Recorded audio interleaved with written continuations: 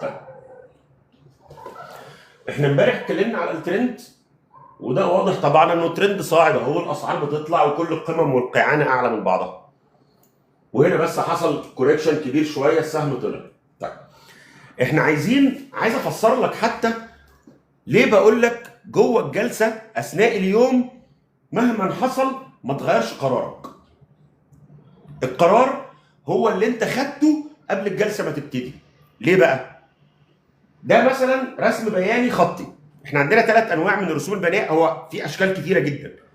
اليابان بالذات عندها بتاع 3 4 انواع، وفي انواع تانية في بوينت اند فيجر مش عارف ايه بتاع. احنا هنحاول نتكلم على ال3 انواع الاكثر شهره او اكثر استخداما، واللي هم هيفيدونا اكتر يعني. طيب الرسم البياني الخطي بيعمل ايه؟ بياخد سعر الاغلاق. هو اي رسم بياني عباره عن محور س ومحور ص. معلش نرجع للكلام بتاع ابتدائي واعدادي شويه. اي رسم بياني في الدنيا هو محور س ومحور ص. محور س بتاعي هو الزمن، يوم 1 يناير 2 يناير 3 يناير 4 يناير 5 يناير، ماشي كده ايه، يوم بيوم. خد بالك في يوم بيومه وفي اسبوع باسبوع، وفي انا دوست على حاجه غلط معلش. معلش يا جماعه، سيب الريموت عشان ما يدسش عليه تاني. طيب في يوم بيومه، في اسبوع باسبوع، في 5 دقائق ب5 دقائق. كل حاجه من دول بتبقى على حسب الوقت او المده الزمنيه اللي بتهم المستثمر او المضارب او الكلام ده. احنا هنبتدي بالاكثر عرفا اللي هو اليومي، وهنبتدي نتطرق بعد كده للفترات الزمنيه دي ونقول كل حاجه منهم بيتعمل بيها ايه. لكن احنا هنتكلم النهارده على ازاي برسم رسم بياني ده او استفيد منه ايه، وايه اللي بيحصل جوه الجلسه، واقدر اشوفه ازاي، وليه بقول لك اوعى تغير قرارك قدام الشاشه. ودي النقطه اللي تهمني قوي. طيب فهو اللي بيحصل ايه؟ باخد سعر الاغلاق واجي عند السعر على المحور ص قدام اليوم بتاع المحور س واحط نقطه، زي الرسم البياني اللي كنا بنرسمه في ابتدائي واعدادي في المدرسه. كل يوم بحط نقطه، كل يوم بحط نقطه، بوصل. ده بقى رسم بياني، ده بيمثل لي سعر الاغلاق. طب هو ايه اهميه سعر الاغلاق؟ هتلاقي كلامنا دايما مركز دايما على السيكولوجي والتحليل النفسي، لان ده مهم جدا. لا مش دعم، مش اهم حاجه انه دعم ومقاومه. هو ليه يتقال عليه دعم ومقاومه؟ انا مش مهم عندي اسمه ايه، دايما دور ليه. دايما اتكلم مع التشارت واقعد حكي معاها وافهم اللي جواها، ما تقراهاش من على الوش. اقطع كده، اقلع كده والبس المايو واغطس جوه التشارت، اقراها من جوه. هو ليه مهم؟ وليه بيقول لك الاغلاق الاسبوع اهم؟ عليكم السلام ورحمه الله وبركاته. ليه بيقول لك اغلاق الاسبوع اهم من اغلاق اليوم؟ معلش هجيب فنجان قهوه بس نسيته. انت النهارده لما تشتري جوه الجلسه وتبيع جوه الجلسه، ده معناه ايه؟ معناه ان انت قلقان تروح بيتك بالاسهم، مش عايز تبات بيها. يا عم انا قضيت النهارده وروحت وخدت نصيبي من الحياه وروحت. كونك قدرت تروح بالاسهم وتبيتها في بيتك وتيجي بيها تاني يوم، وفي سوق زي مصر هنا انت هتقعد بيها يومين على ما تسوي، ده معناها ان انت عندك، او مش انت كشخص لكن الناس اللي اشترت دي عندها ثقه ان الشركه دي كويسه وماسكه نفسها خلال اليومين 3 الجايين. عشان كده دي اهميه سعر الاغلاق من هنا. دايما دور على نفسيه الناس اللي في السوق، هو ده اللي هيحركك صح. ما هي عليها طلب، ومش عليها طلب وبس، عليها طلب والناس مطمنه انها تقعد بيها وتروح بيتها. سعر الاغلاق الاسبوعي بتاع يوم الخميس اهم من سعر الاغلاق اليومي. ليه بقى؟ الناس اللي راحت في الاغلاق اليومي قالت لك ايه؟ ده انا هقعد بيها لبكره. الناس بقى بتاع الاغلاق الاسبوعي ده موافق يقعد بيها ويك اند كامل. معناها ان الثقه موجوده، معناها ان الناس مطمنه. عشان كده سعر الاغلاق مهم جدا، اهم من سعر الفتح. ولما نخش على الشارت الجايه هقول لك ايه اهميه سعر الفتح، او ليه هو، يعني مش هقول بقى اهميته، هو ليه مش مهم قوي.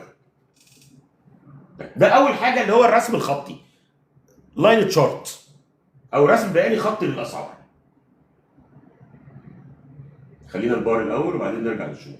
البار بقى، هي البارز بتبقى كده، بتبقى زي الخطوط. ثواني، بتبقى كده زي الخطوط، بس بدل النقطه اليوم بيبقى عمود كده. العمود ده عباره عن ايه؟ هنرجع بقى نفصصه. هو العمود ده في ناس بترسمه احمر او اخضر حسب طالع ولا نازل.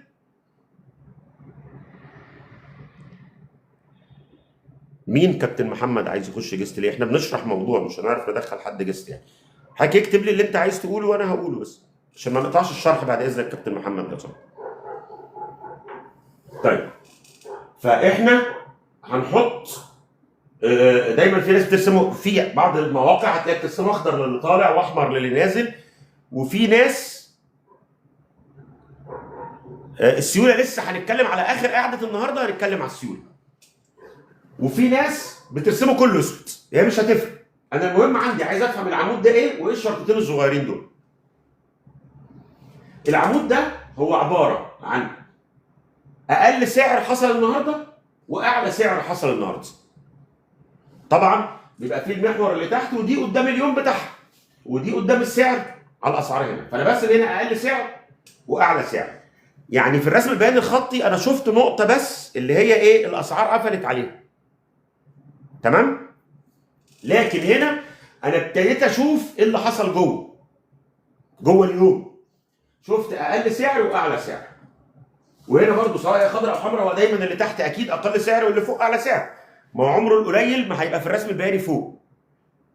تمام؟ تمام. ايه ده؟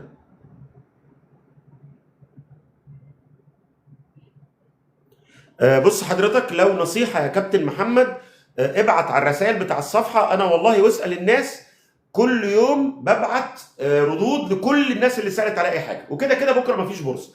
ابعت لي حضرتك السؤال بتاعك ووعد بشرف هرد عليك الصبح. ده اقل سعر وده اعلى سعر. في سعرين تانيين مهمين، السوق ابتدى بكام والسوق قفل على كام. تمام؟ سعر الاوبن ده اللي هو على الشمال، سواء بقى تحت او فوق، هو ده السعر على الشمال. دايما بيترسم الفتح على الشمال والقفل على اليمين. الفتح هو سعر اول تنفيذه في اليوم. بكره اجازه رسميه في مصر، انا بتكلم على مصر يا جماعه، ماليش دعوه بالعالم كله، انا بتكلم على مصر. بكره اجازه، عيد 6 اكتوبر الموافق 9 اكتوبر. محدش تخض يعني، هو بكره 6 اكتوبر عندنا في مصر، فرق توقيت بس. فهو السوق ده سعر الفتح اللي هي اول تنفيذه اتعملت، او في مصر هنا اللي هي السعر اللي فتح عليه المزاد. عشان احنا عندنا بس ايه؟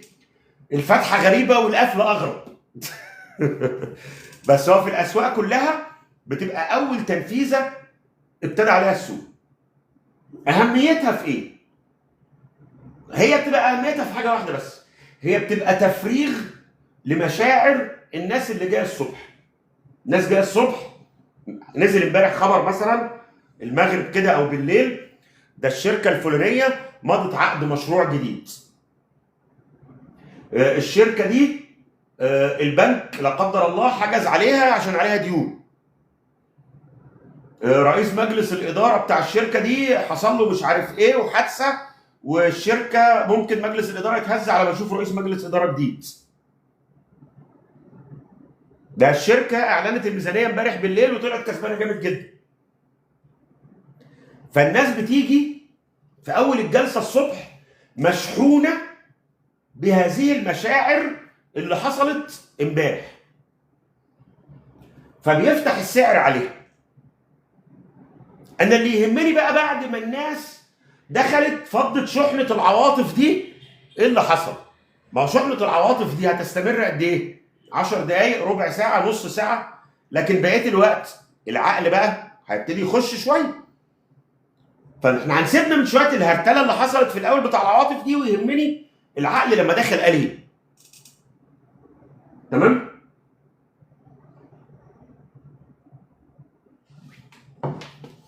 شمعة حمراء زي كده، اللي حصل ايه؟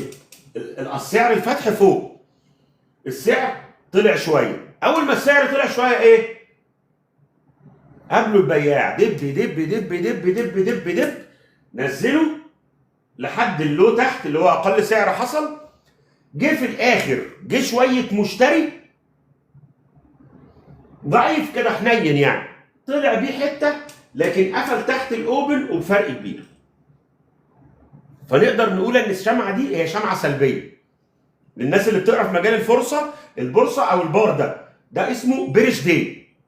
بيرش داي يعني يوم سلبي، او يوم هو بيرش جاي من الهبوط، وهي جايه من كلمه بير اللي هي الدبه، فهي ملهاش ترجمه حرفيه، ولكن هي يعني اليوم ده يوم سلبي مش حلو. لو حتى مكتوب هنا بيرش بار. طيب الناحيه الثانيه هنا هتلاقي السعر فتح، المشتري دخل، او هنا في بياع دخل في الاول. ما هو البياع حاول ايه؟ يفرض سيطرته، فراح واخده ونازل وطلع فوق السعر. بص طلع قد ايه. وحتى لما ظهر بياع اخر الجلسه، وده عاده في الايام اللي هي اللي بالعكس دي ممكن تلاقي ناس داخله شورت اللي هو الاقتراض بغرض البيع، فبتقفل اخر الجلسه يرد شويه. هنا في اليوم اللي طالع اكيد ما حدش داخل شورت، بس في ناس داخله عايزه تقفل تريدتها في نفس اليوم، فدايما تقفل اخر البيع. فدايما الحركه الصغيره اللي بتبقى في اخر اليوم دي لفوق او لتحت، هي بتبقى ناس بتقفل مراكز فتحاها عايزه تقفلها في نفس اليوم، اللي هي الناس اللي دخلت مع اتجاه الجلسه وعايز يقفل تريدته اخر اليوم. بس انا يهمني بقى ان السعر لما قفل فوق ولا قفل تحت. الناس اللي مروحه دي مروحه متفائله ولا مروحه متشائمه وهتيجي تكيل بكره. تكيل دي يعني تدب ببيع، عشان لو حد مش فاهم كلمه تكيل لان هي كلمه مصري شويه. تمام؟ طيب ده رسم البار. فانا هنا استفدت ان انا اكتر من موضوع النقطه اللي بتديني سعر الاغلاق، لا انا اقدر احلل الحركه جوه اليوم حصل فيها ايه. وعرفنا ايه اهميه سعر الاغلاق. طبعا الكلام ده لازم يبقى مدعوم باحجام تداول، هنتكلم عليها اخر حاجه بعد ما نتكلم انا برسم ازاي. هنتكلم على احجام التداول واهميتها. طيب فدي اللي اتشرحت اهي بالبار. ادي التواريخ وادي الاسعار على المحور الواي او المحور الراسي، سواء تحطها هنا او تحطها هنا مش هتفرق، حسب انت شغال عربي ولا انجليزي ولا يمين ولا شمال. المهم دي الايام. ادي يناير ده هنا اهي او فبراير مارس ابريل مايو يونيو، كل واحده من دول بيوم. ادي سعر الفتح وادي سعر الاغلاق. السهم نزل لاقل سعر وطلع. واحد يقول لي طب انت ايش عرفك ان هو نزل وراح طالع لفوق ونزل؟ انت بتكروتنا وتنصب علينا. طيب هنشرحها بشكل تاني وهندي لها سيناريو تاني. السعر يا عم فتح هنا والمشتري دخل وطار وطلع ووصل لحد هنا، ولما وصل هنا قابله بياع ونزل جابه ضحضح عظمه وكسر عظمه وفرمه ونزل، عمل لوهات او اسعار قليله اقل من الاسعار اللي فتح عليها واقل من اقل اسعار جت في الجلسه. وارد. بس بعد ما حصل ده حصل ايه؟ المشتري دخل قال له بعت اللي عندك يا باشا وضحكت عليك وخدته منك باسعار حلوه، تعالى لي بقى. وراح واخد الاسعار وطالع بيها لحد هنا وقفل قرب اعلى سعر. برضه تنم على ان مين الاقوى؟ المشتري. صح؟ طيب اللي بيحصل بقى ان ايه؟ لما بتيجي انت تغير وجهتك جوه الجلسه، انت اللي حصل رايح الصبح انت سعرك هنا عند مثلا 91 قرش دي، انا قايل ان انا دي 91 قرش بالظبط. انا قلت مثلا ان هو السهم لما هيجيب 92 هنا انا هبيع. طيب جه حصل ايه جوه الجلسه النهارده؟ احنا بعيد لسه عن 92، احنا لسه في ال 91.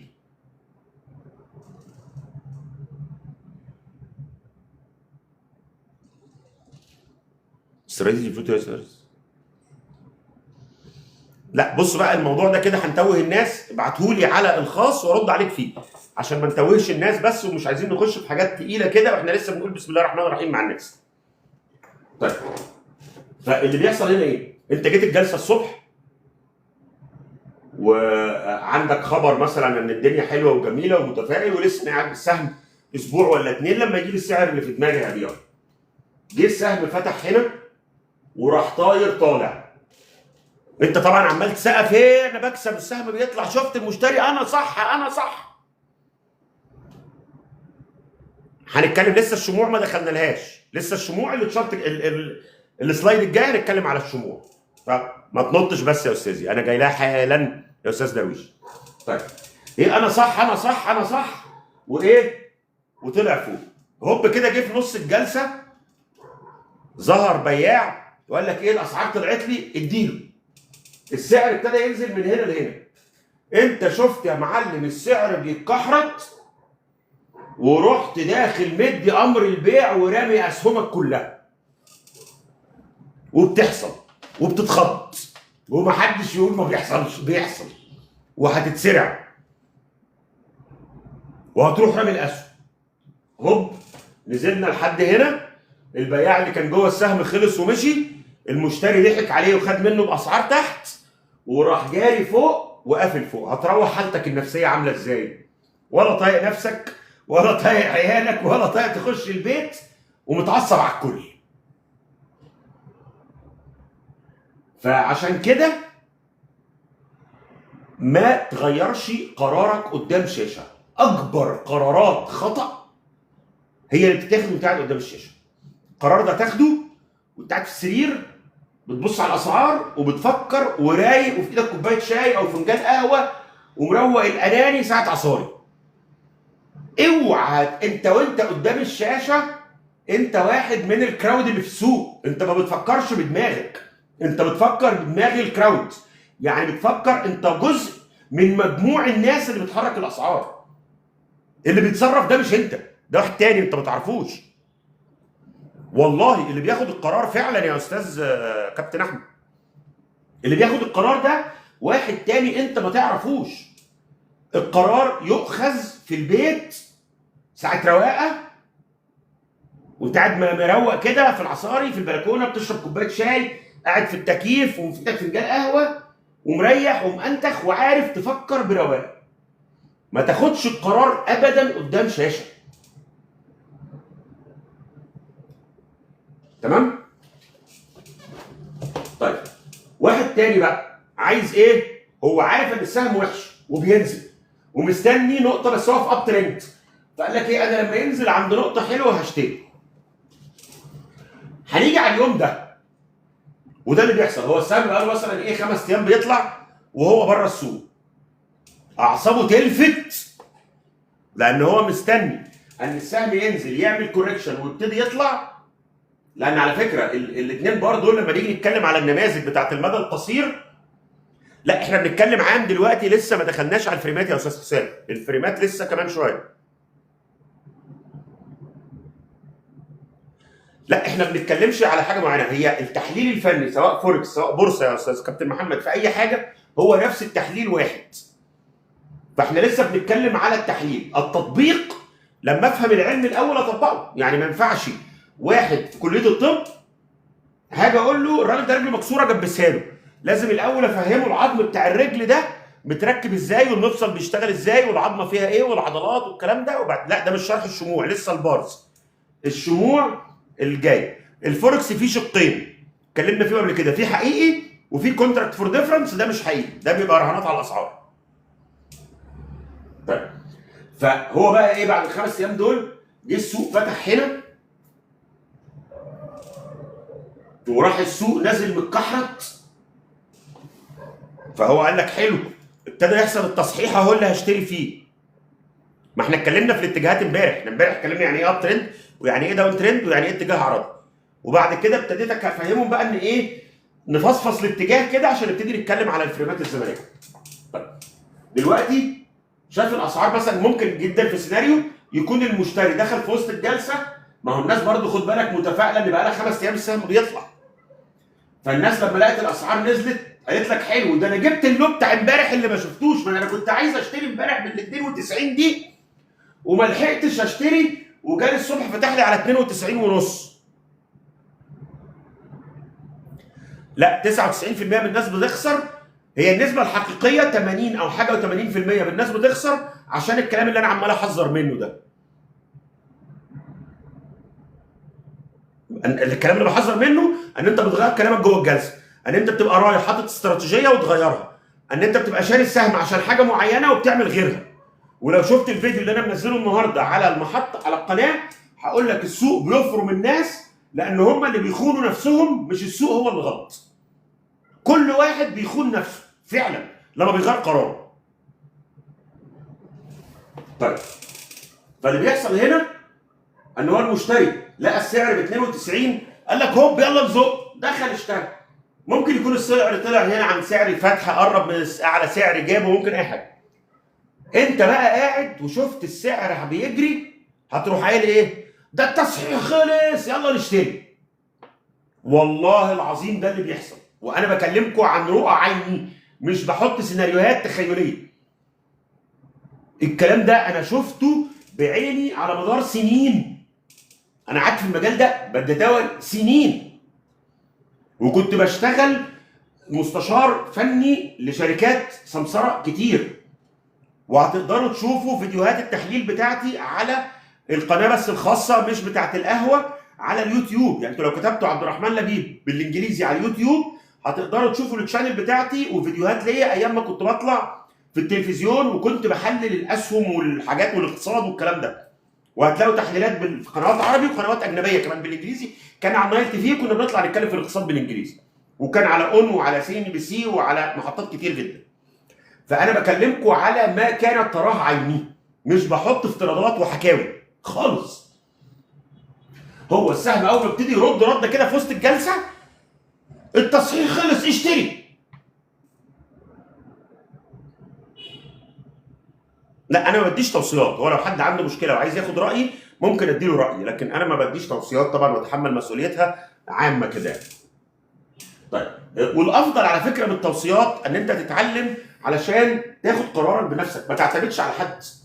هتعتمد على حد، افرض سافر الصبح مات حصل له اي حاجه، حصل بينك وبينه مشكله فحب يلبسك، لازم تعتمد على نفسك.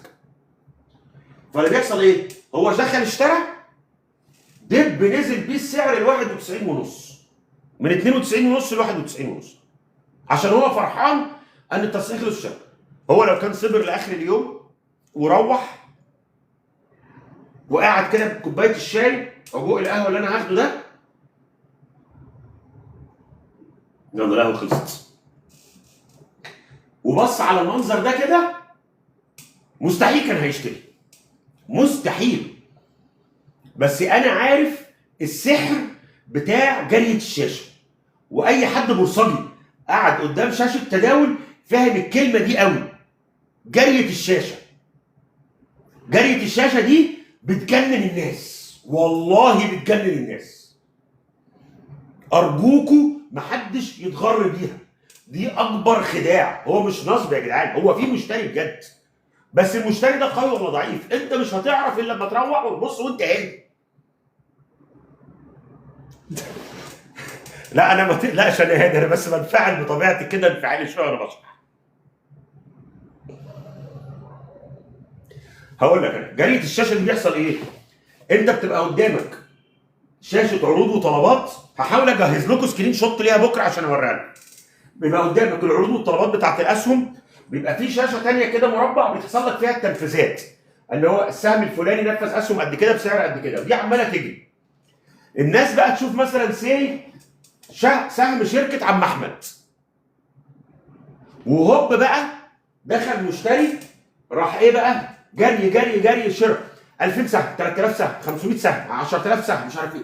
فهو شايف الشاشه بتاع التنفيذات عماله تجري، تنفيذ على سهم عم احمد، تنفيذ على سهم عم احمد، تنفيذ.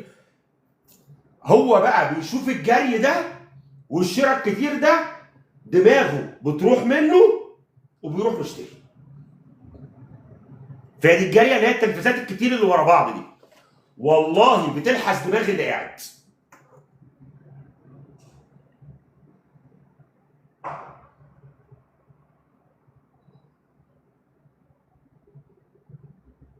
ما هو عشان كده يا استاذ احمد، كابتن احمد، انا بقول لك القرار دايما خده في بيتك.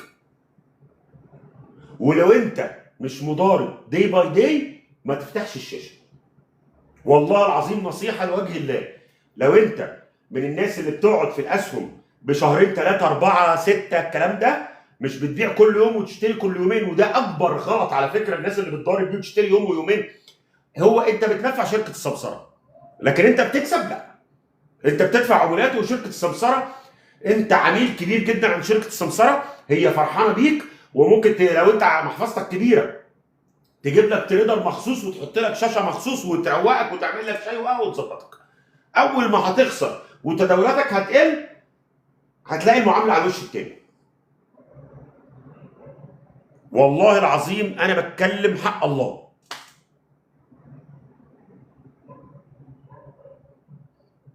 يا باشا هو مش بيضر المستثمر، هو اكتر واحد هو بيتضر. هو ما بيضرش المستثمر لسبب، المضاربين دول يوم ما هيأثروا على السوق هيأثروا عليه يوم 2 3 اسبوع، لكن في الاخر الصح هيمشي والدنيا هتمشي في الاتجاه الصحيح بتاعها وهتروح للاتجاه الصح، والمستثمر هيطلع كسبان لو هو واخد قراره الاستثماري صح، لان دي مهمه. لكن المضارب بيحرق فلوسه، فالصح انت اصلا ما تتفرجش على شاشه الاسعار كل يوم. انت اخر اليوم هات البيانات، بص على الدنيا حصل ايه النهارده مش عارف ايه، خد قرارك برواقه. بس هنيجي نبص بعد كده على الشموع اليابانيه او الكاندل ستيكس.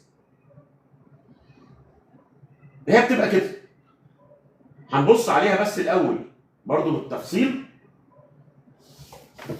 هي بتلاقي دايما في الهاير برايس اعلى سعر فوق واقل سعر تحت، اعلى سعر فوق واقل سعر تحت، وفي مستطيل في النص.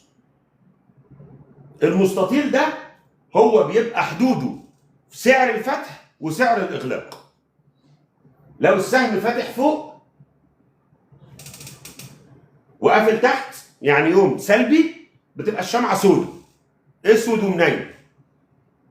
هو ايه اللي حصل في الانترنت تاني؟ في حاجه حصلت في النت؟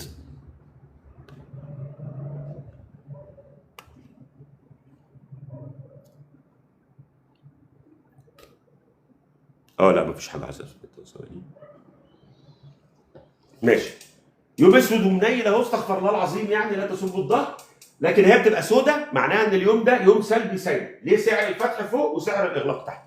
هي نفس السيكولوجي اللي بتحصل اللي اتكلمنا عليها على البار، هي طريقه بس تانية كانوا اليابانيين بيرسموا بيها من سنه 1500 وحاجه، وما حدش اتخض من الرقم.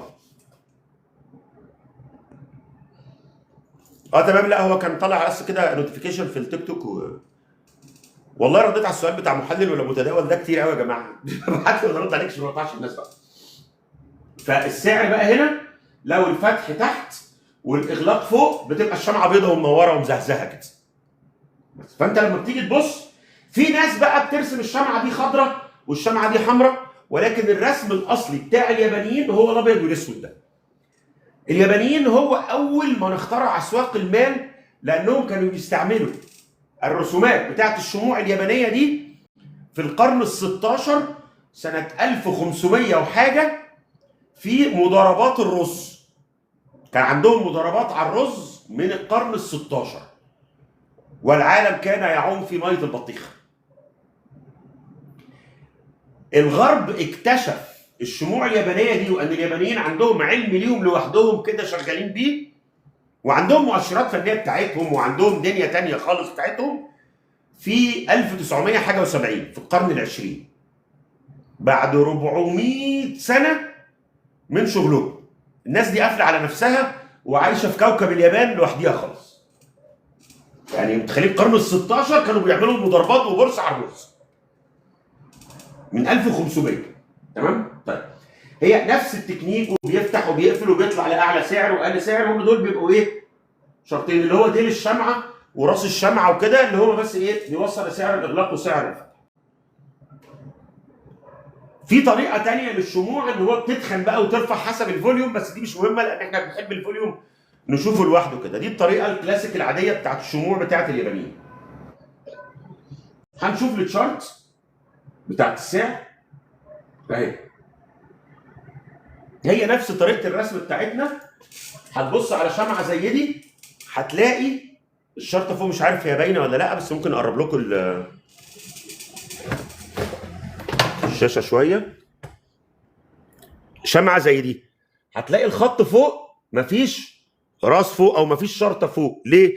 معناها ان السعر قفل على اعلى سعر تداول، ودي حاجه كويسه جدا. معناها ان المشتري كان عمال يشتري لاخر ثانيه، يعني حتى الناس اللي بتقفل التريده بتاعتها في نفس اليوم ما عرفتش تنزل السعر سنت. بص دي بقى عكسها، بص قافل على اقل سعر، يعني البياع هو السهم فتح هنا طلع حته والبياع قال له فين يوجعك لاخر لحظه، قافل على اقل سعر، مش مديله فرصه يتنفس. تمام؟ فهو الراس والديل ده بتوع الشمعه ما بنشوفهمش الا لما يكون سعر الفتح او سعر الاغلاق بعيد عن سوري اعلى سعر واقل سعر بعاد عن الفتح والاغلاق. لكن وارد ان انا اقفل على اقل سعر او افتح على اعلى سعر او الكلام ده، وفي الحاله دي ما بيبقاش فيه ايه؟ الراس والديل الكلام. دي بقى احجام التداول. احجام التداول برضو بيبقى ليها رسم بياني كده تحت طبيعي مع التاريخ برضو. ليه؟ كل شمعه او بار من دولت لو انا شغال بالبارز او بالشموع بيبقى تحتها حجم التداول بتاعها اللي هو الفوليوم بالظبط. ما هو الفوليوم ترجمته لحجم التداول. فبيحصل ايه؟ كل شمعه من دول تحتها الفوليوم بتاعها. هنا مثلا بيبقى بال1000 بقى بال100000 حسب احجام الشمعه، بس هو رسم بياني عادي برضو اكس وواي س وص. هو انا عندي النت شغال كويس. لا انا النت عندي شغال كويس، مش عارف في حد تاني بيشتكي من الانترنت ولا ممكن يكون عند حضرتك بس. لا هو تقريبا النت من عند حضرتك لان الناس شغاله كويس كده. ماشي. احجام التداول دي هتهمني في ايه؟ تعال نفسرها بشكل تاني. انت لو سايق عربيه وعايز تطلع جبل لازم تكبس بنزين وعايز عربيه عزمها شديد عشان تعرف تطلع، صح؟ طيب لو انت نازل، انت مجرد ان انت سبت العربيه هي هتتدحرج لوحدها تحت، صح؟ بالجاذبيه. الاسعار نفس القصه. السعر عشان يطلع محتاج بنزين يزقه لفوق. البنزين ده في الاسهم او في الفوركس او في اي سوق مال فلوس تخش. هو ده البنزين بالظبط، هو الوقود. فلوس تخش عشان تعرف تاخد الاسعار وتطلع بيها. من غير بنزين مش هتطلع. فحجم التداول ده مهم جدا انه ياكد لي الاتجاه. احنا هنشرحها على البلدي ونبص عليها على الرسم. فانا لازم يكون عندي بنزين يزق الاسعار دي لفوق. طب لو الاسعار طالعه من غير بنزين، الاسعار لو طالعه من غير بنزين معناها ان البياع ضعيف، لكن مش معناها ان المشتري جامد. يعني هنقدر نقول ايه؟ العربيه كانت دايسه بنزين والبنزين خلص، فهي بس ايه طالعه بالزق كده بالقوه اللي كانت فيها قبل كده على ما تقف، لكن هتيجي في لحظه وتقف وتلف زي القطر. البنزين بيشطب خلاص. عشان كده انا وانا طالع لازم اكون طالع بفوليومات عاليه وباحجام تداول وبفلوس كتير بتخش. الفلوس عماله تخش معناها ان في ناس مهتمه، معناها ان في ناس عماله تزق لفوق. في قطر ورايا بيزقني زخم بالظبط. لكن لو الاسعار بتنزل في داون ترند مش فارق، لان هو لو مفيش مشتري حتى لو البياع ضعيف بس هو المشتري ضعيف ومش موجود الاسعار هتنزل. طب هنفترض انها ما نزلتش، ما هو ما دام مفيش مشتري مش هتطلع، يبقى هتحصل ايه؟ لو ما نزلتش هتقف مكانها. طب انا احط فلوس في حاجه واقفه مكانها عمال اتفرج عليها كل يوم. انا كان معايا 10 جنيه، بعد اسبوعين هم 10 جنيه، بعد شهرين هم 10 جنيه. طب انا استفدت ايه؟ انا عايز فلوسي تكتر. يبقى انا ما يهمنيش السهم الا لما يكون فيه فلوس بتغذيه وعماله تخش كل يوم تزق فيه. اتجاه عرضي هعمل بيه ايه؟ مش هكسب. النهارده 10، بكره 10 وربع، بعد بكره رجعت 10، بعد كده 10 الا ربع، ما استفدتش حاجه. انا عايزه في 10 11 12. فلوسي بتنمو وبتزيد. انا داخل استثمر عشان اكسب مش عشان اجري في المكان. هو بالظبط كده عامل زي بتاع الجيش جري في المكان، ما عملتش حاجه. انا عايز اجري لقدام. فانا لازم يكون في فلوس بتخش في السوق، سيوله عاليه، في زخم، في قوه. تعال بص هنا. هنا بدايه الترند لسه، واي ترند قبل الماتيوريتي او قبل النضج طبيعي بيبقى ضعيف. هو العيل لما بيتولد بيحبي وبعدين يمشي وبعدين يجري وبعدين يبتدي يعجز فيمشي على عصايه ويزق وبعدين يقع. هي دي مراحل الترند. مكانك سير بالظبط. فهو اللي بيحصل الترند نفس القصه بتاعت عمر الانسان. هو لما بيبقى الاول هيبتدي ترند صاعد بيبقى بيحبي تاتا تاتا. ليه؟ انا ما يهمنيش بقى ان هو كده، لا، لما تفهم ليه هتعرف تتعامل معاه. ما هو النهارده السهم ده كان بينزل او واقف في مكانه بقاله سنه سنتين، الناس قرفت من اهله، انا اسف يعني، فما حدش عايز يشتريه. فلما ابتدت الاسعار تطلع الناس ابتدت تبص عليه، ايه ده هو هيتحرك ولا ايه؟ ده كان ميت يا عم، هو طلع من التربه. فبيبتدي ايه المشتري كده يخش ايه على استحياء وهو مكسوف. طب ادينا ايه لقمه صغيره، طب معلقه، لحد ما يبتدي يتولد الثقه في الناس وان الاسعار تبتدي بجد. تبتدي الناس تاخد ايه بدل المعلقه صغيره، تبتدي تاخد بالمغرفه بقى وتغرف في الاسهم، وتلاقي السوق الفوليوم عمال يطلع يزيد يزيد يزيد. زي الدهب كان سنين بقاله نايم، لما الناس شافته بيطلع شوف عامل ايه، الله اكبر عليه، يعني ربنا يحفظه عشان الناس اللي معاه. فبيبتدي بقى ايه توصل لمرحله الماتيوريتي او مرحله النضج، مرحله الشباب بتاع الترند. شاب عافي واكل بقى كباب وكفته وفي فلوس بقى وسلطات بقى وحاجه ايه، الدنيا زيطه، في فلوس عمال يجري لحد ما يجي الترند في الاخر. ما هي الفلوس كلها دخلت، ما هو خد بالك برضو الفلوس ليها اخر. هنعمل لكم حلقه عن الذهب حاضر، مع اني والله العظيم اتكلمت فيه كتير قوي قبل كده. اللي بيسال على اسهم يا جماعه ابعت لي على الخاص والله هرد، واسالوا الناس اللي معانا، مفيش حد ما بردش عليه، كله بيترد عليه. اسئله الخاصه ابعتوها لي وهرد عليكم. فاللي بيحصل ايه، الشباب دي معاه فلوس بقى ومنزه نفسه ومدلع نفسه، النهارده عند الكباب دي وبكره عند سي فود ومش عارف ايه، صحه بيجري. طب الفلوس في الاخر، ما هو الصرف البعزقه ده الفلوس هتخلص، مش هتتنيها ملهاش اخر. فبيجي في مرحله تلاقيه عجز بقى، الترند ابتدى ايه شيخ يعجز، يبتدي يبقى طالع كده بيهق بقى. الطلعه اللي بيهق دي بقى اللي هو يعني ايه ماشي يتعكز على الحيطه، بيبتدي يبان لك شويه اشارات ضعف في الترند. فتبتدي اشارات الضعف دي اول حاجه بتبان فيها تلاقي احجام التداول ابتدت ايه تخس شويه. تسلم يا استاذ يوفا الله يخليك. تلاقي احجام التداول ابتدت ايه تخستع بقى. هو الاسعار بتطلع بس الفوليوم ابتدى يقل، احجام التداول ابتدت تقل، ودي اشاره مهمه جدا. حتى لو الاسعار لسه بتطلع ابتدي خف مراكز، ما بقولكش اخرج، لان ممكن والاحجام التداول بتقل دي هو يكمل طلوع كتير، بس هنا انت انتهز الفرصه ارمي لهم 10% يا عم، دوق طعم المكسب، ما تقعدش محبوس. مش لازم تمصمص السهم الاخر مليم فيه، لو عايز تمصمصه هتطلع خسران. اكتر حاجه بتخسر الطمع.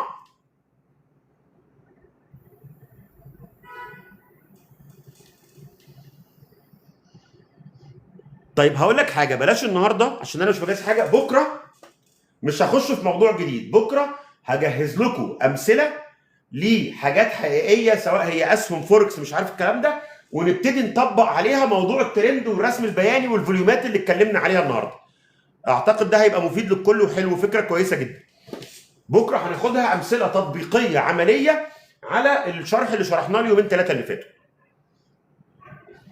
عمر الدوره الزمنيه بتختلف من حاجه لحاجه، في حاجات الدورات الزمنيه بتاعتها بتبقى بالشهور، وفي حاجات الدورات الزمنيه بتاعتها بالسنين. يعني على سبيل المثال مثلا رقم انا فاكره دلوقتي، الدوره الزمنيه للبيتكوين 4 سنين وثابته ما بتتغيرش، مربوطه بالتقسيم بتاعه وماشي عليها مسطره تفرق شهر قدام شهر ورا كده. فمفيش، انصحك قبل حاجه يا استاذ مومو اتعلم كويس قوي عشان تبقى صاحب قرارك وتعرف تتداول صح، ومحدش يحكم قرارك وما تمشيش ورا حد. حتى انا اللي بقول لك الكلام ده لما اقول لك حاجه ما تمشيش ورايا، امشي ورا دماغك لما تكون فاهم صح بس لو عايز تكسب بحق الله. طيب تعال نبص على احجام التداول بقى. المهم كنت بقول لكم بس، فانت ابتدي خف. انا النهارده شارب 100,000 جنيه، خليهم 90 وخد 10 بمكسبها. ما هو ال 10 دي طالعين 14 15 حلو. طب طلع تاني، بيع 10 كمان وخلي 80 من اصل فلوسك جوه السوق. لو عرفت، ما انا ابتدي اطلع حته حته. ممكن توصل لمرحله ان انت ال 100,000 بره واللي جوه السوق ده مكسب، تبقى انت معلم وانحني لك. ليه؟ راس مالك بره وانت شغال بالمكسب. اي نعم هيأثر عليك نفسيا لو راح منه جزء، ولكن مش زي وانت بتخسر من اصل فلوسك. فاهم حاجه في الشغل ما تطمعش. طب نتكلم عن الفوليوم. هتلاقي هنا السوق وهو ماشي بالعرض في الحته اللي في الاول دي، نجيبها كده عشان تبان اهي. السوق وهو ماشي في العرض في الاول هنا هتلاقي احجام التداول ايه؟ بص قليله خالص. بس هتلاقي مثلا الايام اللي السوق فيها قافل اخضر وبيطلع، احجام التداول بتزيد شويه. لما ابتدى يطلع الثلاث اربع ايام دول، بص الفوليومات نطت ازاي؟ نطه باينه. طب بص لما ابتدى ينزل في الحته الحمراء دي، بص الفوليوم نزل ازاي؟ واضح ان في ترند بيتكون، في ترند بيحصل. لما ابتدى يمشي بالعرض تاني، بص الفوليومات عملت ايه؟ خستعت. بص اول ما السوق ابتدى يطلع هوب نط. الشمعه دي اللي هو اليوم اللي كان، بص التداول هنا ايه؟ سعر الفتح والاغلاق واعلى سعر واقل سعر كلهم قريبين من بعض. هو جه هنا يوم كده بعد ما السهم طلع شويه، جه المشتري والبياع قعدوا اليوم ده حطوا الترابيزه وقعدوا يتفرجوا على بعض. ها هتشتري؟ لا مش هشتري. طب انت هتبيع؟ لا مش هبيع. ما تشتري؟ لا مش هشتري. هتبيع؟ لا مش هبيع. هم قعدوا يتفرجوا على بعض والاثنين سلموا على بعض وروحوا ومحدش عمل حاجه. بص فوليوم التداول ولا حاجه. هو المشتري طمعان يعرف يشتري باسعار احسن، فمستني البياع يهز. البياع قافش في السهم ومش بايع. المشتري هيعمل ايه؟ هيجي يكمل. ما هو ما لقاش حد يشتري منه، فخلاص هيجي يكمل. بص احجام التداول لما الاسعار ابتدت تطلع نطت ازاي؟ الاشارات دي مهمه جدا. احنا بنتكلم على تحليل اسواق المال يا استاذ ايجي مان، وبنتجمع كل يوم الساعه 10 بنتكلم على تحليل اسواق المال. طيب بص السهم ابتدى ينزل، بص الفوليومات نزلت فين؟ في النص. بص ده قد ايه؟ بص هنا بقت الدنيا ماشيه ازاي؟ اول ما ابتدى يطلع بص المنظر. واخد بالك من الماتيوريتي او النضج اللي بيحصل؟ احجام التداول بتزيد بتزيد بتزيد. بص هنا عملت ازاي؟ لا مش ده، احنا بنتكلم في العلم بصفه عامه، علم التحليل.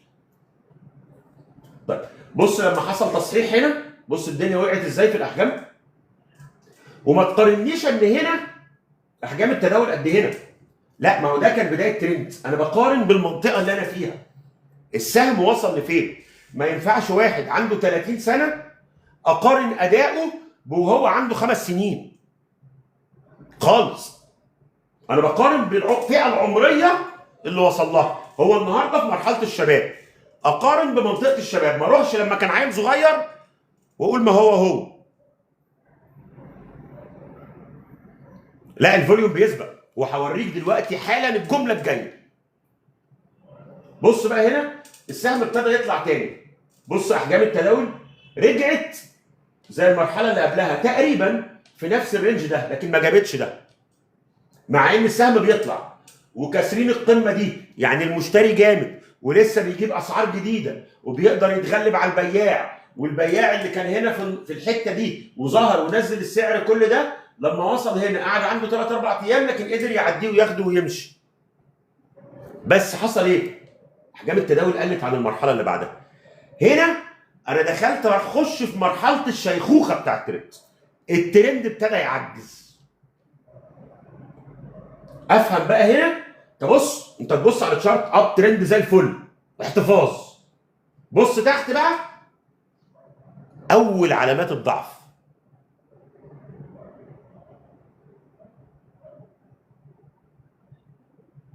لا خطوط الترند دي قصه ثانيه لسه هنبقى نتكلم فيها بعد كده، والفرق والحاجات الكتير دي لسه قصه كتيره خالص. احنا النهارده لسه بنقول مبادئ، بنتكلم على السعر واحجام التداول. احنا لسه بادئين من كام يوم موضوع التحليل.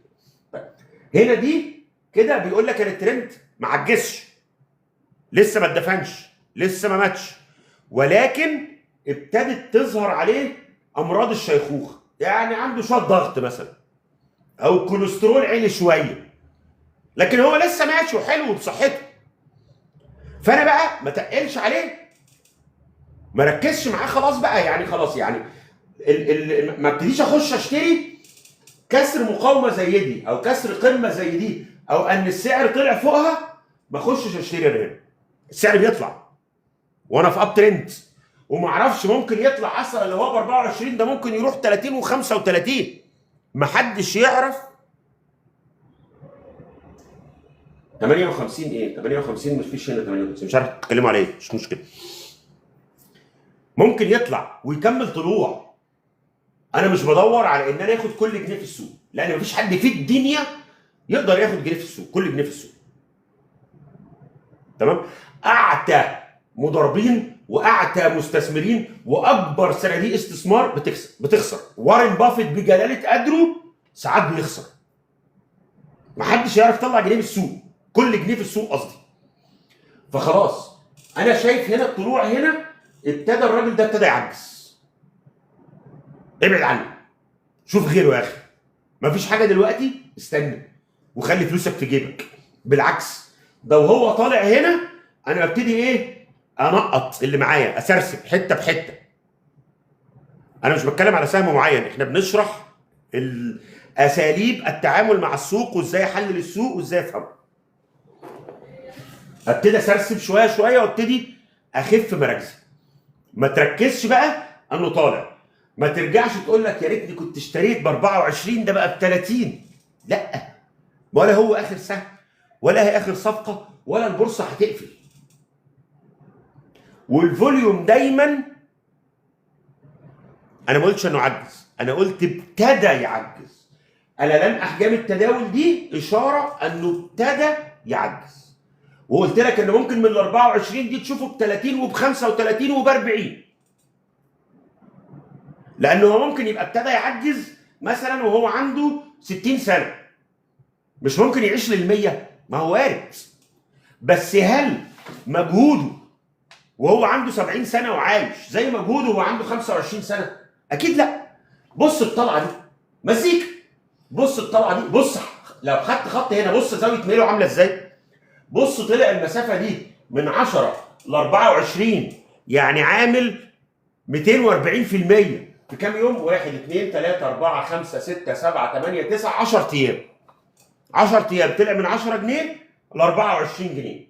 تعال بص هنا بقى، طلع من 18 ل 28، يعني طلع كام؟ 10 جنيه بال 18، يعني بتتكلم في حوالي 55 او 60%، بعد ما التاني عامل 140%.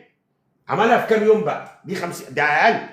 تعال بقى بص بقى، والله يا عم انا ما هكسبك، انا هسيب لك الحته دي كمان، مش عادل ده، هبتدي من هنا. مع ان انت ممكن تكون اشتريت هنا، انا هبتدي من هنا 1 2 3 4 5 6 7 8 9 10 11 12 13. 13 يوم طلع فيهم 55 60%. 10 ايام عمل فيهم 140%. ده شاب في عنفوان شبابه بصحته.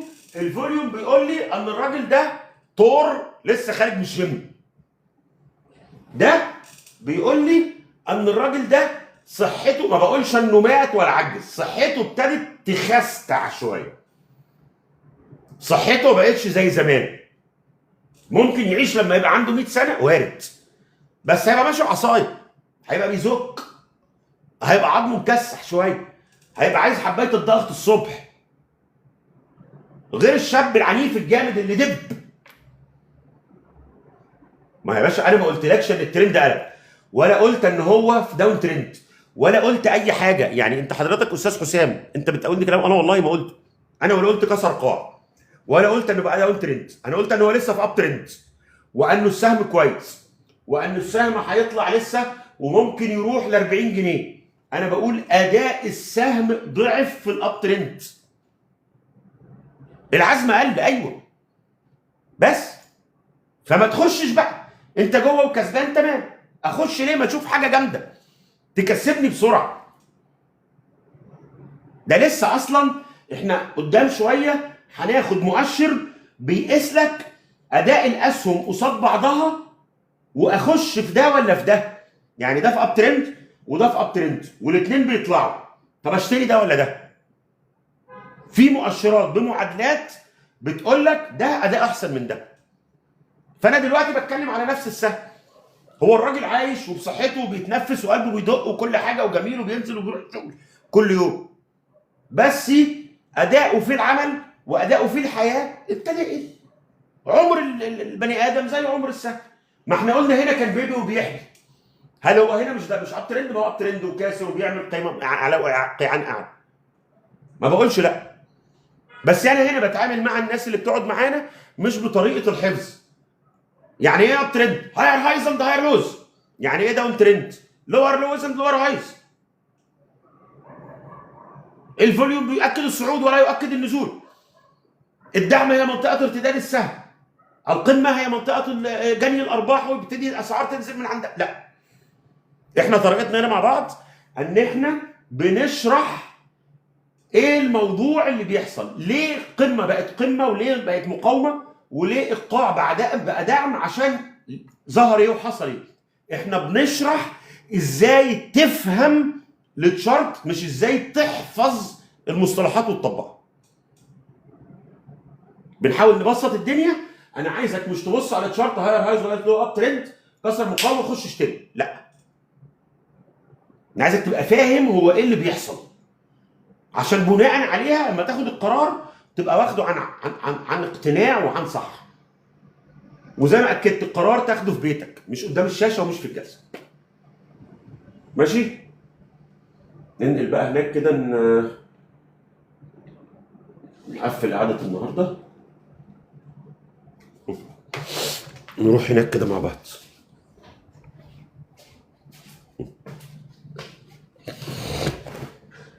طيب انا كده يعني خلصت اللي هنتكلم فيه النهارده. انا كان في حد اقترح بصراحه وانا شايف اقتراحه حلو، وبرضه ناخد راي الناس اللي معانا احتراما للجميع. هو قال ان احنا الجزء اللي خدناه بتاع الدعوم والمقاومات والترند والشموع والكلام ده نبتدي بكره اجهز لكم امثله حيه صحيحه على حاجات حقيقيه ونقعد نتكلم عليها. فانا يعني لو مفيش مؤشر تحت دي احكام التداول، انا كنت حاطط الفوليوم بس. احسن مدرسه تحليل هي السعر واحجام التداول، لا ار اس اي وستوكاستيك والكلام ده هنشرحهم على فكره وهديها لكم بمعادلتها. ما انا مش يا فرحتي برضه اقول لك ايه ده الخطين دول اتقطعوا خش اشتري والقطعين دول اتقطعوا خد في نزل، لا، انا هديك المعادله هي عباره عن ايه، هقول لك هي المعادله دي بتتحسب ازاي، فانت تبقى فاهم المؤشر وحاسه. طب ابعت لي بس الموضوع النهارده وممكن ادخل حضرتك معانا بكره. حاضر يا كابتن محمد، عشان والله بس الساعه 11 ونص فانا لسه في المكتب وعايز انزل اروح، فانا ما عنديش مشكله. قول لي بس حضرتك عايز نتكلم في ايه، ابعت لي بس على الخاص وبكره ادخل حضرتك معايا. حاضر، احنا كل يوم بنيجي الساعه 10. فهي الفكره كلها حتى لما هنتكلم على الار اس اي والاستوكاستيك والام اي سي دي والحاجات دي كلها، انا عايزك تبقى فاهم هي الموضوع ده محسوب ازاي، وهي ليه دي اشاره شراء ودي اشاره بيع. ودائما اعتمد على ان تنورنا، بس ابعت لي برضو الموضوع ابقى عارف حاجه عايز تتكلم معانا في ايه. ابقى تبقى انت عارف انت عايز تخش ليه وليه لا.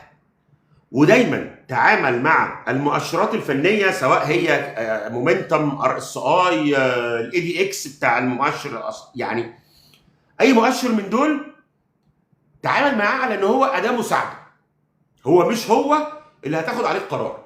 القرار يؤخذ على حاجتين: برايس اكشن حركه السعر، فوليوم احجام تداول. انت قرارك من دول بس فقط، كل ما بعد ذلك هي وسائل مساعده وليست لاتخاذ قرار. ولما نبتدي نتكلم في المؤشرات هوريك امثله ليها وازاي القرار يبقى خادع.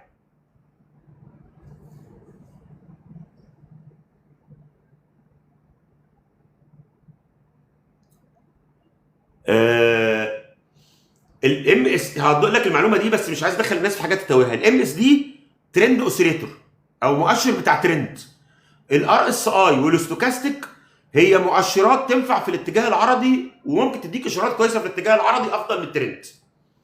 وعشان تستعملها في الترند صاعد او هابط ليها طرق تانية خالص غير الطرق الكلاسيكيه بتاعتها. لازم يحصل شويه تغير كده في الطريقه التقليديه بتاعتها عشان تعرف تاخد منها اشارات مع الترند. الموضوع مختلف شويه. تعتمد على المؤشر. قصدك المؤشرات اللي هي المؤشرات الفنيه ولا مؤشر السوق؟ استراتيجيات يا جماعه والله العظيم الكلام ده مش صح.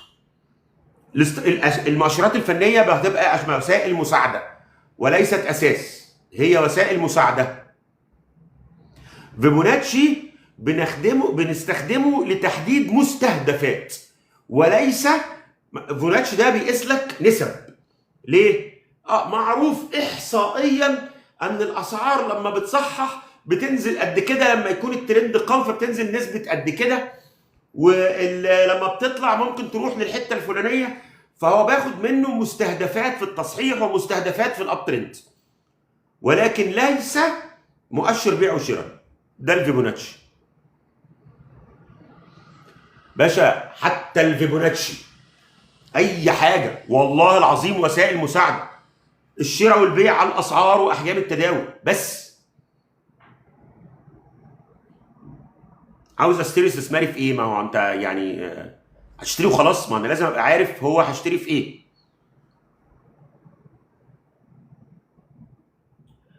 الجنزيلا ما اعرفوش. التحليل الزمني كسايكل بينفع مع حاجات وحاجات لا. الموضوع ده انا اتكلمت عليه على فكره في موضوع القرار البيع، وقلت الكلام ده والناس حتى اللي كانت قاعده تشهد على الكلام ده. اسهل قرار عند البورصجي قرار الشراء، اسهل قرار. واصعب قرار ايوه المؤشرات ما هي الا مستشارين. الله ينور عليك، الجمله دي زي الفل. واصعب قرار هو البيع، سواء خسران قليل او كتير، سواء كسبان قليل او فلوسك ال10 جنيه بقت 300 جنيه وكسبان 3000%. اصعب قرار والله العظيم. انت ممكن تبقى كسبان مبالغ ما شفتهاش في حياتك ويبقى مش عارف تبيع. وشفت ناس كده وبتبيع في الاخر خسران وهو كان كسران جامد جدا. والسبب النفسي للموضوع ده ان انت قرار الشراء معناها ان انت عملت مشروع، فانا متوقع اكسب منه، فانا فرحان، هي انا داخل مشروع وان شاء الله هنكسب. طب كسبت، اقفل بقى المشروع. لا، ما يمكن اكسب تاني، ما يمكن يكمل، يمكن في مكسب زياده، يمكن مش عارف ايه، لحد ما الدنيا تقلب عليك. عشان كده لو عايز تكسب لابد تاني، وهقولها كل يوم ومش هزهق. الطمع الطمع هو اللي بيخليكش تعرف تبيع. هقولها تاني ومش هزهق منها. حدد استراتيجيتك في بيتك قبل ما تشتري ومش قدام الشاشه. ولازم تبقى داخل تشتري ايا كان، هو سهم، سلعه، فوركس، اي حاجه، وانا قايل انا بشتري عند السعر الفلاني. لا، هو للاسف في اسواق المال مش بيقل ما جمع، هو بيطير كل حاجه، بيطير الاصل. مش كل سهم بيوزع ارباح يبقى كويس، لان انت ممكن تاخد ارباح وتخسر راس مال، يبقى السهم سعره بينزل وبيوزع ارباح. فهي الفكره برضو مش اي حاجه كده. يعني انت لو عايز تستثمر، انا بصراحه هرشح لك الاسهم الكبيره. يا اما اسهل حاجه للاستثمار مؤشر السوق، وهقول لك ليه مؤشر السوق تاني، وهقول لك تجيبه ازاي. طيب الفكره كلها ان هو كنا بنتكلم على قرار البيع. حدد استراتيجيتك وانت داخل السوق من بيتك. انت هتروح الصبح عارف انا هشتري كذا، تمام ماشي، وهبيع في الحته الفلانيه، ولو توقعي طلع غلط والسوق نزل لازم اعمل ايقاف خسائر واخرج عند نقطه انا محددها من قبل ما اشتري. حط في دماغك دايما ان انت داخل تشتري، والاحتمالات ان انت تطلع 70 80%، ولكن في احتمالات لا تقل عن 20 30% ان تحليلك يبقى غلط. هقول لك حاضر يا استاذ مانولي. فلازم تبقى حاطط في دماغك ان ده ممكن يحصل وتبقى انت غلط. طب اهم حاجه بقى ان انا اتحرك ازاي واعمل ايه لو قراري في الشراء كان غلط. ده المهم. تمام يا استاذ مانولي، هقول لك حاضر. ده المهم، اعرف اتصرف لو قرار غلط. دي اهم حاجه. اتفقنا؟ طيب عايز ارد على الاستاذ مانولي في مؤشر السوق. مؤشر السوق عامل زي السلع، دايما بيطلع، حتى لما بينزل بيطلع وبيجيب قمم جديده. تعالوا نتكلم على مؤشر السوق اللي هو زي في مصر مثلا اي جي اكس 30، زي في امريكا الداو او الاس اند بي، زي في السعوديه مؤشر تداول. يا جماعه موضوع الذهب ده انا رديت عليه كتير قوي. بكره بقى، عشان النهارده قلته مرتين والله، بكره نتكلم تاني على الذهب حاضر. عشان بس عايز ادي معلومه جديده للناس دي، مهمه عشان نلحق اروح والله الساعه 12 الا ربع. فمؤشر السوق هو المؤشر بتاع البورصه، اللي هو بيبقى مكون من متوسط اسعار اكبر اسهم في السوق. المؤشر ده بيبقى له وثائق استثمار. وثيقه الاستثمار دي بتبقى كانك اشتريت في الاسهم المكونه للمؤشر دي. حبيبي ما هو انت مش هتشتري اسهم اصلا. طب وهو عيب ان المؤشر بيطلع سهمين ثلاثه، ما تشتري في السهمين الثلاثه. هو انا لازم اروح عند راس القرد؟ انا اسف بجد يعني، بس انتوا هتعصبوني والله. مش صناديق الاسهم، صناديق المؤشر. هتلاقي فيه صندوق متداول في السوق اسمه اي جي اكس 30، وثيقه اي جي اكس 30 في مصر. انا اعتقد السعوديه ما عندهاش، بس مصر فيها. الداو والناسداك والاس ان بي ليهم صناديق مؤشرات. انت بتشتري مؤشر السوق، يعني انت عملت ايه؟ اشتريت ال 30 سهم او ال 50 سهم او ال 20 سهم اللي موجودين في المؤشر. يعني في الاس ان بي مثلا ده 500 سهم، انت اشتريت في ال 500 سهم اللي موجودين في المؤشر. في الداو انت اشتريت في ال 30 سهم اللي موجودين في المؤشر. في الاي جي اكس 30 انت اشتريت في ال 30 سهم اللي موجودين في المؤشر. انت اشتريت ورقه واحده اللي هي وثيقه المؤشر، ولكن انت ثاندر ده لو بيشتغل على البورصات الاجنبيه، انا ما جربتوش يعني، بس لو هو شغال هي بتتغير كل فتره. وهقول لك كل 6 شهور بيحصل مراجعه. المهم ثاندر دوت هتلاقيها فين في مصر؟ موجوده في البورصه. والحاجات الاجنبيه هتلاقيها في كل شركات التداول الاجنبيه، وثيقه المؤشر. هتلاقي سهم كده زي بيتداول زي الاسهم، بس اسم المؤشر. هتلاقي سهم كده اسمه اي جي اكس 30، هتلاقي سهم كده اسمه ناسداك 100 بالظبط، هتلاقي سهم اسمه يو اس 30 اللي هو الداو، هتلاقي سهم اسمه اس ان بي اسمه اس بي اكس. اس بي اكس ده اللي هو اس ان بي 500. دول دايما بيطلعوا ليه بقى؟ الاسهم اللي بتقع او بتتكحرت بتطلع من المؤشر وبيخش اسهم غير. دايما باشا البروكر لو متسجل في هيئه الرقابه الماليه لازم يبقى مضمون غصب عنه، ما يقدرش يعمل حاجه. بس هي المشكله ان الناس عايزه البروكر يقول لها اشتري ايه وابيع ايه. لا، البروكر هو مسؤول عن تنفيذ العمليه. يقول لك ايه تبيع ايه وتشتري ايه هتغرق. صاحب قرار البيع والشراء لازم تبقى انت. دي اهم حاجه. طيب صناديق المؤشر دي لازم تطلع ايه؟ الاسهم اللي بتقع بتطلع من المؤشر وبتخش غيرها. يعني هنا مثلا في مصر بيحصل لا مش عارف سعر الوثيقه دلوقتي كام، بس ممكن تبص عليها على ممكن اشوفه لك بكره مثلا. يعني ابعت لي فكرني وانا اقول لك اشوف لك سعر الوثيقه كام حاليا. انا مش بتابع كل يوم. فممكن اشوف لك سعر، ابعت لي بس الخاص فكرني وهقول لك. ينفع خليجي يدخل السوق المصري طبعا، حضرتك بتكون تروح لاي شركه سمسره بالباسبور وبتعمل لك كود وتقدر تشتغل عادي جدا، مفيش اي مشكله. فدايما بتخرج، فدايما السوق حتى في التصحيحات الكبيره بينزل وبيطلع تاني. يعني زي الاس اند بي مثلا في 2008، في ازمه 2008 نزل قيمته، نزل حوالي 50%. اعتقد ان هو كان في حدود ال 3000 2000 وشويه، نزل ل 1000 وشويه، نزل نص قيمته، انت خسرت 50% من فلوسك. النهارده الاس اند بي شوفوا كام، اعتقد عدى ال 4000 يمكن، ولا عدى ال 3000 حاجه كده، بقى في ارقام ثانيه خالص، بقى في حته ثانيه. يعني انت النهارده خسرت بس انت كسبت بعد كده على المدى الطويل كتير جدا. تعال بص على البورصه المصريه. البورصه المصريه في 2006 كانت وصلت 8200 في يناير 2006. حصل لها تصحيح جامد جدا، نزلت قرب ال 3600 تقريبا. فزع يعني، نزلت 60% من قيمتها. في 2008 كانت 12000. انت حضرت 14 مارس 2006 لما كانت الاسهم بتتباع بصفر لما في ناس اشترت عز بجنيه يا استاذ ماهر، شفت الكلام ده؟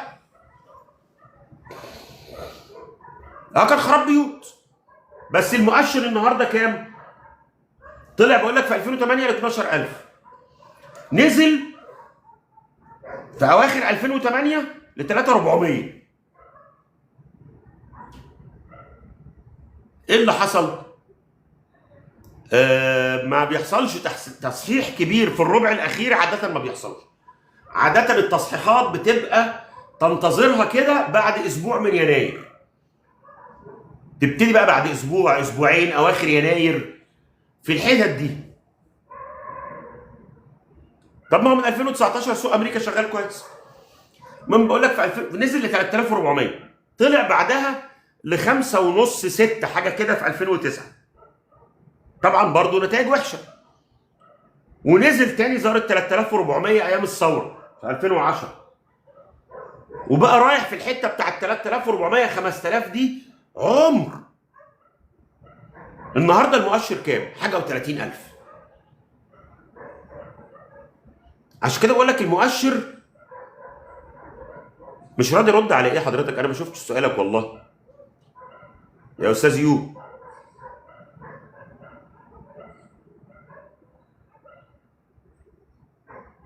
اشتريت من 3 سنوات سهم اسمه IDHC، وبعد سنه قالوا لي الشركه نقلت سويسرا، ايه الحل؟ لا IDHC ده كان سهم في مصر يعني.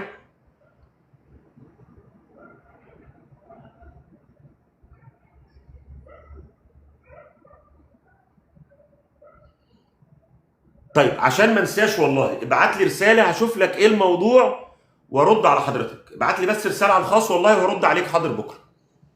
ابعت لي اشوف لك بس ايه الموضوع، لان انا ما اعرفوش السهم ده، فحاول بس اسال واشوف ايه الموضوع.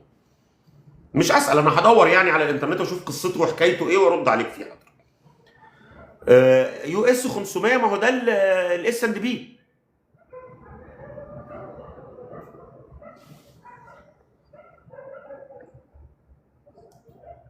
هل فعلا البورصه المصريه دوره زمنيه وهتنتهي في مارس؟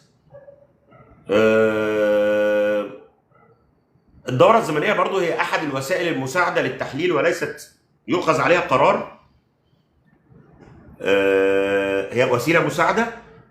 عاده لو هنتكلم على دورات زمنيه، السوق من بعد الاسبوع الاول في يناير لاخر يناير عاده بيبتدي يخش في الفتره دي الكوركشن كبير، بياخد له معاه فبراير وجزء من مارس. بشوفه امتى؟ من حركه السعر. بس انا بقى في الحته دي ببقى قاعد مستني الغدر.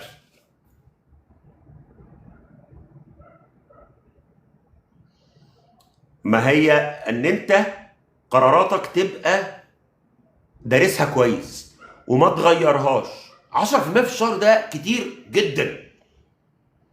انت لو قدرت تعمل كونسيكتيف كده متوسط اداء 5 6% في الشهر، فانت اخر السنه تبقى عامل لك 60 70%، انت يعني جامد قوي قوي قوي، ويعني انت راجل بطل. 10% دي راجل مفتري، يعني 120%. مش حد يعمل الكلام ده. 5 6% في الشهر ده حلو. يعني في شهر ممكن تعمل 10، في شهر تعمل 2، في شهر ما تشتغلش خالص. ودي مهمه قوي. انا مش حاطط التارجت ان انا كل شهر اعمل 10. هتيجي سنويا تلاقيك عامل لك 50 60 70. ده حلو قوي قوي. ده انت تبقى راجل جبار. وجبار بمعنى كلمه جبار. موضوع مش سهل. واصعب ما فيه التحكم في نفسك، ان انت ما تخونش نفسك. خيانه نفسك هي تغيير قرارك اللي خدته وانت بتفتح البوزيشن.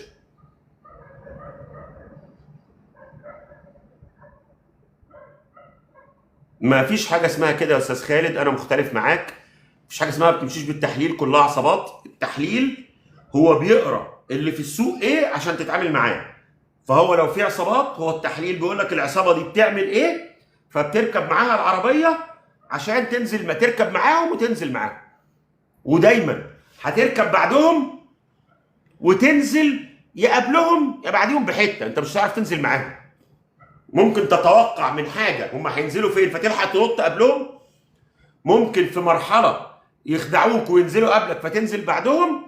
لكن المشكله ان هم لو بيمشوا من هنا لهنا الحته دي كلها، انت هتاخد الحته دي وكده رضا لا نصايح على السوق، لا انا ما اديش نصايح. انت حضرتك عندك حاجه اسالني عليها ارد عليك، لكن انا ما اقدرش ادي توصيات على السوق. دي مسؤوليه كبيره جدا. انا ما اقدرش اشيل مسؤوليتها قصاد ربنا، يعني صعب. وعشان اديك نصيحه معناها ان انا لازم اقعد اتابع السهم ده طول ما هو معاك عشان اقول لك تعمل ايه. فانا ما اقدرش وما عنديش الوقت ان انا اقدر اعمل ده. انت عندك حاجه انا هقدر اقول لك امال ايه نصايح ايه؟ طيب مش فاهم قصدك يا استاذ هاني.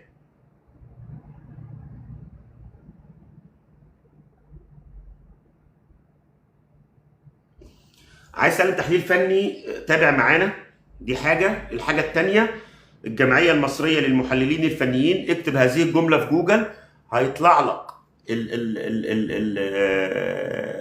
الموقع بتاعهم. هتلاقي ارقام التليفونات، العنوان، هم في 45 شارع مصدق. الناس دي محترمه جدا. انا اتعلمت هناك وبدايتي كانت هناك. لا هي التوصيات ممنوعه بدون ترخيص اساسا، لازم معاك رخصه، ودي قصه كبيره. وسيبك بقى من القوانين. انا النهارده عشان اقول لك اعمل كذا لازم اقعد اتابع معاك لحد ما تقفل الموضوع ده، والا ابقى انسان غير امين. انا رميتك في البحر وسبتك تعوم لوحدك، فما اقدرش اشيل مسؤوليتها. يا حبيبي حتى انا مش مقتنع بكلامك، بس انا هاخده في ميكر وهو اللي بيلعب في كل حاجه، وهو مناخيره في السوق وصباعه بيقلب السوق كله. فايده التحليل ان انت تقرا هذا العفريت بيعمل ايه عشان تتعفرت معاه. ده التحليل. هذا هو التحليل. لو انت مقتنع بكلامي تمام، انت مش مقتنع انا مش هعرف اغير لك وجهه نظرك. لكن هو التحليل ان انا في بقى عفريت، في ميكر، في ناس بتشتري بجد وتبيع بجد. هو التحليل فايدته ان انا اشوف بلغتك هذا العفريت بيعمل ايه عشان احاول اخد حته من علبه البخور بتاعته. بس مش هاخدها كلها وعمري ما هكسب زيه. بس لو هو كسب 100% انا اعرف اخد لي يا سيدي 50 60%. اللي بيخسر الناس انها عايزه هو بيكسب 100%، هي عايزه تاخد 120. ما والله العظيم ده اللي احنا بنتكلم فيه، ازاي افهم السلوك بتاع التشارت. ما احنا امبارح والنهارده كنا بنشرح ازاي افهم السلوك من التشارت. بكره ان شاء الله هنجيب امثله عمليه من السوق المصري، من السوق السعودي، من اي حاجه، لان احنا مش بندي توصيات، احنا بنشرح علم. فهجيب حاجات متنوعه من مصر، من السعوديه، من امريكا، من اي حته، هنقعد نطبق عليها الكلام اللي شرحناه. فهتلاقي ان احنا بنراجع على اللي اتقال كله على امثله عمليه. ايوه التحليل هو التعامل مع سلوك السوق بالظبط كده. ونبتدي من الامثله دي، هتلاقي الدنيا ابتدت تنور لك الطريق شويه. بس الموضوع طويل. انا قعدت حوالي يمكن 2 3 سنين ادرس يعني موضوع مش صغير، موضوع كبير بجد.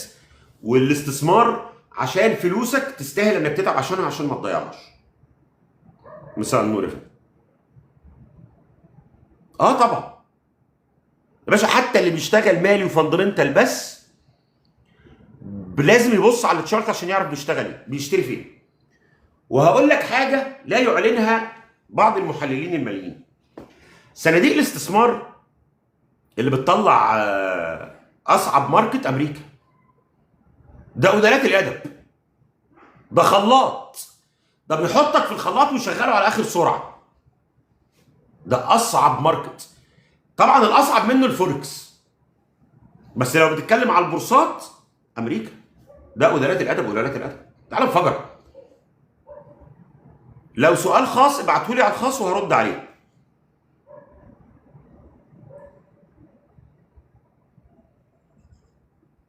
الله يخلي حضرتك يا فندم، تسلم، الله يكرمك والله، انت اللي ذوق استاذ. شموخ اردني، ماشي. طيب والله بص، احنا باذن الله انا ناوي ان شاء الله ابتداء من الاسبوع الجاي، ربنا بس يوفقني كده يبقى عندي وقت باذن الله واوفي كلامي. ناوي اسجل الكلام ده على حلقات انزله على اليوتيوب. بس انا مش عايز انزل اللايف على اليوتيوب لسببين.